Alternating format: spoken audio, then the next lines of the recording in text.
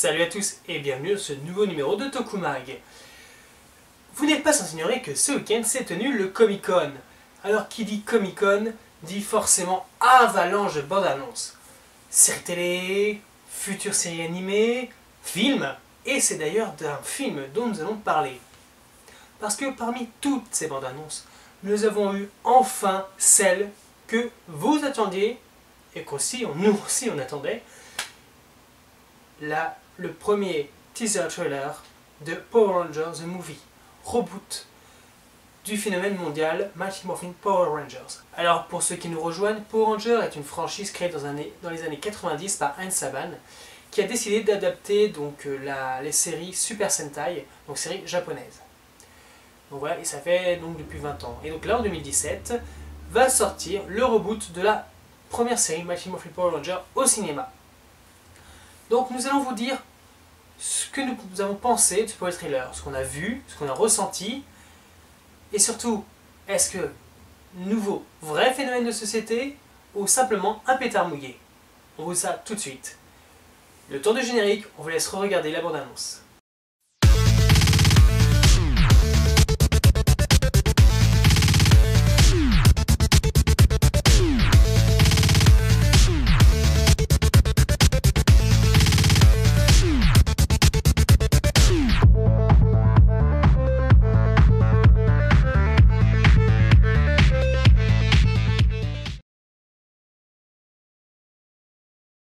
Alors maintenant on va rentrer un peu plus dans le détail de cette bande-annonce. Alors je vais établir ça en deux temps, c'est-à-dire ce qu'on peut voir au niveau de l'histoire des personnages dans ce trailer. Donc ce qu'on nous informe. Ensuite, plutôt le côté donc, technique qu'on peut voir. Donc, à quoi le film va ressembler au niveau en termes d'image, de lumière, de composition et surtout d'effets spéciaux. Et enfin donc un avis plutôt général sur ce trailer. Donc déjà au niveau de l'histoire, on nous présente bien les cinq héros, donc Jason, héros du lycée déchu qui voilà, aujourd'hui a un collier électronique au pied pour savoir où il est, donc il a dû faire quelques bêtises. On va avoir Zach qui est un peu un esprit libre, genre rebelle, voilà, bon, bref. Trini, donc on va dire le côté un peu sud-américain. Ah bah oui, parce que bon, faut quand même un peu... Tout le monde, Zach est asiatique, donc là, Trini, elle est un peu, on va dire, portoricaine, mexicaine, voilà, bon, une autre ethnie, donc voilà, qui elle aussi, rebelle, genre, ouais, fuck, enfin, bref. Malheureusement, Billy, donc, qui est la dure représentation de deux castes, c'est-à-dire les geeks, qui se font embêter par les plus forts, et surtout, bien malheureusement, il est afro-américain. Évidemment, être afro-américain et geek à la fois, on peut pas trop s'étonner qu'il ne se fasse pas embêter par des fortes têtes. Mais courage, courage Billy, on est avec toi. Et enfin, Kimberly, donc Kimberly, la reine du lycée, qui elle aussi, comme Jaden, a été déchue. Mais elle prend les choses très à cœur, hein. Quand il y a ces petites... petite garce d'amis qui se moque d'elle alors qu'elle est là, comme si elle ne faisait pas exister, là, t'as vu, bref, on se croit un peu dans Secret Story, c'est hallucinant. Enfin bref, elle décide carrément de couper les cheveux. Allez, comme ça, tac, hein, pas de pouvoir, hop, renaissance, fini, la fille aux cheveux longs, magnifique, apprêtée, non, maintenant, je deviens un peu plus badass, je rentre dans l'art, ok. Pourquoi pas? Donc, très bien, on a nos 5 personnages donc, qui sont posés. Évidemment, par la force des choses, ils vont se retrouver, faire une espèce de sortie, un pacte du sang, je ne sais pas quoi, ou même se suicider, on ne sait pas, hein, parce que bon, leur vie n'a pas l'air d'être très drôle, Angel Borough.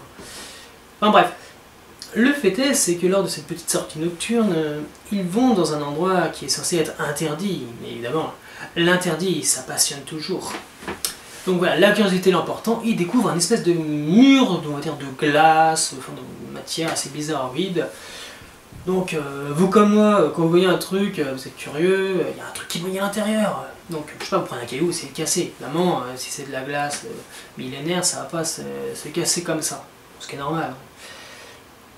Donc l'intelligence veut qu'au bout d'un moment, à force que tu te fasses mal au doigt, t'arrêtes. Eh bien non. Non, non, non. C'est sans compter Billy et son intelligence. Lui, il fait carrément sauter le mur. Ah ouais, rien à foutre. C'est parti. Le gars, il pourra très bien à l'armée, être section mine et déminage. Pas de soucis, hein, le mec, il est prêt. Hein. Enfin bref, boum. Et il récupère donc les espèces de petits médaillons, donc très jolis, très sympas, un design assez simple, mais qu'on aura envie de se procurer au niveau de la collection, tout ça. Moi j'aime beaucoup, ça brille, il y a plein de paillettes, tout ça, c'est très sympa. Je vois bien ça sur une applique, tu vois, une lampe derrière, et puis ça fait plein de lumière, ça te fait une ambiance assez sympa, un peu cosmique, moi j'aime bien. Donc voilà, donc il vient me récupérer ça, et parce qu'ils les ont sur eux, et bien ça développe en eux, ça les change. Ils deviennent ils se renforcent. Donc comme par exemple Billy qui ne bronche pas quand le petit roux essaie de lui coller un coup de boule. Leur corps se renforce, donc pour les filles, vous pouvez admirer Jason et ses biscottos. Qui cassent un lavabo, ça coûte pas le cher mobilier, heureusement la prod est là derrière. Non. Et voilà, ils enflamment même, j'ai pas trop compris, enfin, ils ont leur médaillon sous les bras, puis en fait ça, je sais pas, ça fait fondre autour d'eux des trucs, enfin bref. Et puis surtout, eh bien, ils peuvent faire des sauts gigantesques, enfin vertigineux, gigantesques, peu importe le mot, enfin bref, de grands sauts au-dessus d'un ravin, donc c'est un peu sympa. J'aurais presque eu envie d'entendre Billy crier Kowabunga quand il saute au-dessus du ravin. Non mais c'est cool. Enfin voilà, ils se retrouvent encore une nouvelle fois, ils trouvent le chemin dans une grotte, ils plongent, et puis là ils passent dans un tout autre plan, où ils vont justement découvrir ce qui pourrait, je pense, être le vaisseau de Zordon. Donc oui, Zordon et Alpha 5, même si on sait qu'ils sont dans le film, ne sont pas vraiment dans ce trailer. Peut-être dans le deuxième, pour donner un peu plus de concret. Donc voilà, après, bon bah c'est...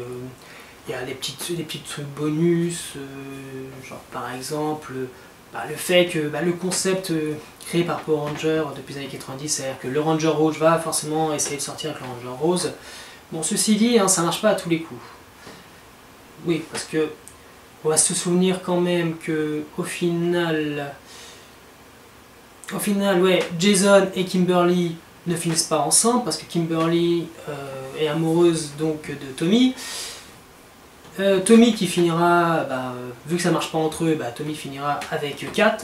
Et justement, quand ils finissent ensemble, Tommy quand même le Turbo Red Rangers et Kat et la Pink donc Turbo Ranger, donc rouge plus rouge ça marche. Mais par exemple dans l'espace, le Ranger rouge finit avec la Ranger jaune.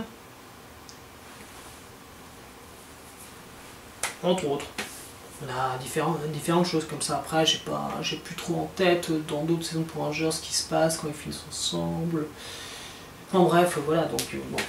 Mais c'est censé être un concept de Power Ranger que le Ranger rouge doit être avec le Ranger rose, peut-être parce que c'est à peu près la même gamme de couleurs, je sais pas. Enfin bref.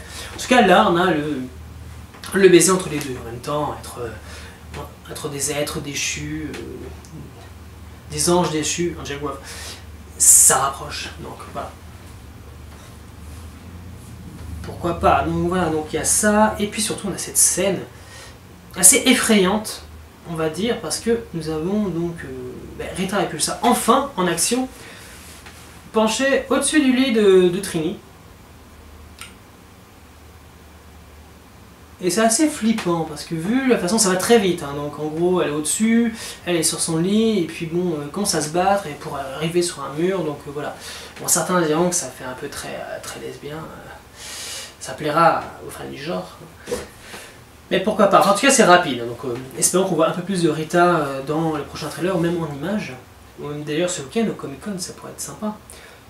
Donc voilà, et puis bon, les dernières images de trailers sont sur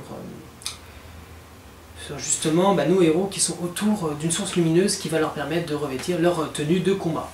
Donc on voit un peu que ça fait comme une sorte de symbiote, comme Spider-Man qui se recouvre d'eux. Donc c'est pas mal, c'est un concept intéressant, c'est une nouveauté, donc voilà.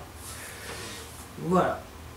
En termes d'image, conception, les effets spéciaux, et ben là, c'est là où ça fait mal. C'est que moi, quand j'ai regardé ça, j'ai regardé moi une dizaine de fois, j'ai l'impression de voir un mixte entre du Michael Bay, dans le style Transformers, et et du Spider-Man. Mais attention, Spider-Man, la trilogie de Sam Raimi. C'est-à-dire que vraiment, ça me fait cet effet-là. Je veux dire, quand Billy bronche pas dans le coup de boule, j'ai l'impression de voir Peter qui arrête le point de Flash dans le premier Spider-Man. Voilà, bon, la référence, tout ça. Le saut aussi, ça me rappelle mal, voilà. Et puis surtout, Rita pendue au plafond, oui, Spider-Man. Hein. Enfin bref, pourquoi pas. Mais c'est vraiment ce côté image, traitement de l'image au niveau des effets spéciaux. J'ai vraiment l'impression de voir du Michael Bay. Alors, c'est peut-être pas péjoratif, mais c'est bizarre, je sais pas, ça m'a pas apprécié. J'aurais plus vu un truc qui se démarque, on ne rapproche pas d'autre quelque chose. Mais aujourd'hui, de toute façon, les effets spéciaux américains, ça ressemble plus ou moins tous entre les films qui en ont besoin. Donc bon, voilà. Voilà. Et bon, oui, c'est à peu près ça. Donc moi, au niveau de cette conception, je suis pas fan. Enfin, je trouve que voilà, c'est low cost. Clairement, c'est low cost. Il y a du budget, ça se voit, mais le résultat est mauvais. C'est pas beau. C'est vraiment pas beau. Alors je parle évidemment là le côté symbiote, voilà, encore une fois Spider-Man, mais ce côté genre on n'y croit pas.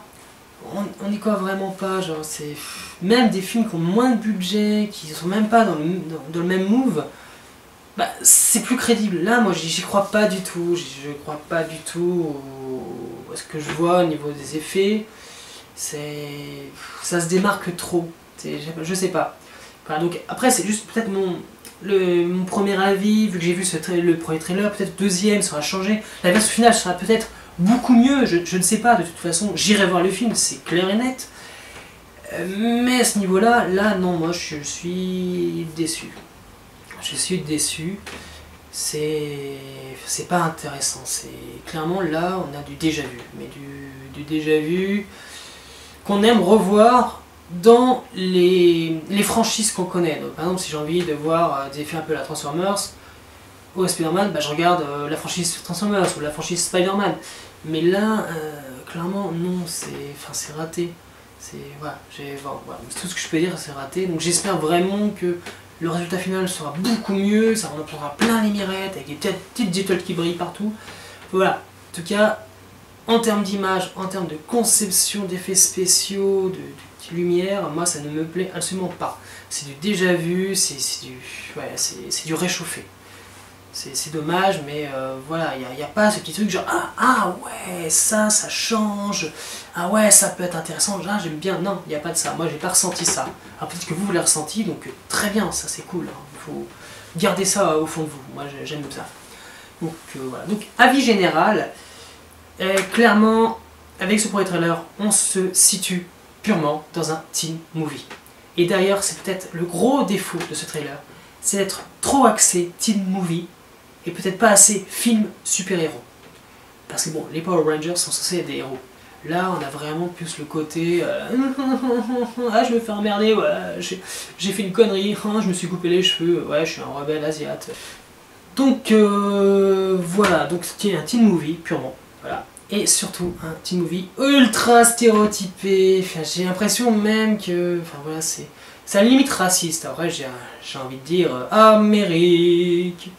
Pourquoi il faut que ça soit forcément l'afro-américain qui en plus est intelligent, débrouillard, qu'il faut absolument qu'il se fasse emmerder. En plus, on le voit, le mec, il est plus petit que lui. Mais comment tu peux te faire emmerder par ça? C'est hallucinant. Voilà. Mais sérieusement, qu'on le voit, qu'il essaie de finir un coup de boule, et là on voit clairement que Billy fait une tête de plus que lui. Mais c'est quoi ce délire? C'est vraiment, voilà, bon bref, c'est stéréotypé. Et puis, ce que je trouve quand même assez triste, dans ce trailer en tout cas, hein, c'est que le personnage qui a le moins de temps à l'écran, c'est Zach, l'asiatique. Ah oui, alors déjà que dans la version Power Ranger, on n'a pas eu d'asiatique en tant que Ranger rouge, donc on commence à se dire, ils sont quoi contre les asiates? Là, clairement, dans le trailer, c'est celui qu'on voit le moins. Déjà, on voit le moins. On le voit le moins, c'est celui qu'on voit le moins, et en plus, je crois que c'est dans le trailer, c'est celui qui a le moins de phrases. En plus. Donc, ok, non mais les gars, pays d'égalité et tout ça, ouais. Surtout que Power Rangers, c'est quand même quelque chose qui est un phénomène mondial. Donc, qui dit phénomène mondial, c'est qu'en fait, ça vient de toutes les cultures, tout ça. C'est dit dans le trailer. D'après le phénomène mondial de Power Rangers. Même si ça part peut-être d'une idée un peu fausse, hein, si on se base au niveau des Super Sentai, enfin voilà. En tout cas, oui, Power Rangers est un phénomène mondial. C'est-à-dire que les gens qui ne connaissaient malheureusement pas les Super Sentai ont découvert Power Rangers, et oui, ça leur a plu, des héros, ils sont jeunes, tu t'identifies à eux, voilà, c'est un phénomène mondial. Donc un phénomène mondial, c'est que n'importe qui pourrait être un Power Ranger. Hein, on l'a bien vu, on a eu, récemment, on a eu quoi? On a eu la première Ranger Rose afro-américaine. Voilà, il y a des avancées pour Ranger, ça montre bien l'égalité. Mais les Asiatiques ont l'air, je sais pas, ont pas le vent en poupe, c'est clair et net. Quand on voit Koda qui est en fait un homme de Néandertal qui sait pas parler, bon, ok, ça va dans les premiers épisodes, mais à partir de la saison 2, il faudrait peut-être un peu évoluer le truc. Oui, voilà, donc c'est tout ce côté américanisé à outrance, enfin, ça fait que moi, ça... Le trailer est pas mauvais, mais il est absolument pas bon. Clairement, quelqu'un qui n'y connaît rien, qui n'est pas dans ce délire, dans notre délire, voilà, il va trouver ça, oui, c'est de la merde, quoi. C'est pas forcément de la merde, mais bon, c'est pas terrible. Voilà. Presque, j'aurais envie de dire, si on enlève tout le côté héroïque, tout ce qui nous reste vers le côté movie, teen movie, c'est du Twilight. Non mais ça, sérieusement, ça ressemble à du Twilight. Enfin voilà, voilà, non, c'est trop stéréotypé. Voilà, c'est décevant. C'est décevant, les effets spéciaux là pour le moment sont décevants. Donc j'espère que bientôt on me fera ravaler mes paroles. Dans le sens où, bah non, maintenant regarde, là les effets spéciaux, on voit bien, c'est plus joli, même la version finale, quand j'allais voir le film. Parce que oui, je vais aller voir le film. Je vais aller voir le film. Et je verrai bien, je verrai ce que j'en pense. Je dirai ce que j'en pense. Parce que quand même, honnêtement, ce reboot est la chose qu'on attend depuis plus de 20 ans. C'est-à-dire prendre le concept des Super Sentai et de l'adapter au code américain. Ça fait 20 ans qu'on veut voir ça. Et attention, j'apprécie les saisons de Power Rangers qui vont de Mighty Morphin à Dans l'espace. Parce que pour moi, c'est les seules saisons qui ont un vrai travail de réécriture au niveau scénario pour donner du corps. Bon après, évidemment, ça se transforme en... c'est un mix entre les scènes japonaises et les scènes américaines. Mais après, et puis au fur et à mesure, après Dans l'espace, de nos jours, ça a été pratiquement plein d'épisodes dans chaque saison où tu as 80% de scènes japonaises et 20% de scènes américaines. C'est bien que c'est un peu du foutage de gueule, là. Un peu beaucoup. Enfin bref, on n'est pas là pour parler de ça. Enfin voilà. Donc vous, dites-nous ce que vous avez pensé de ce trailer. Ce que vous avez aimé, ce que vous n'avez pas apprécié, mais dites les choses franchement. Parce que moi je n'ai pas apprécié, je vous ai dit pourquoi. Il y a vraiment ce côté très low cost, très... Je sais pas, peut-être que c'était pas le bon réalisateur, vu ce qu'il a déjà fait avant, dans l'échec des 4 Fantastiques, voilà. Et puis surtout, ce que je comprends pas avec la production, c'est pourquoi annoncer 7 films, qu'on va faire 7 films, ou même plus. Genre mais attendez, on n'est même pas sûr, votre premier film va marcher. C'est un peu mettre la charrue avant les bœufs. Non. Enfin, je sais pas. Enfin, en tout cas, dites-nous ce que vous avez pensé du trailer. Si vous êtes toujours aussi impatient de voir le film, ou si vous êtes un peu déçu, comme moi je peux l'être. Mais encore une fois, je vous le dis, j'irai voir le film, c'est pas ce trailer-là qui va m'en empêcher. Donc je vous dis à bientôt les Tokufor. Restez connectés.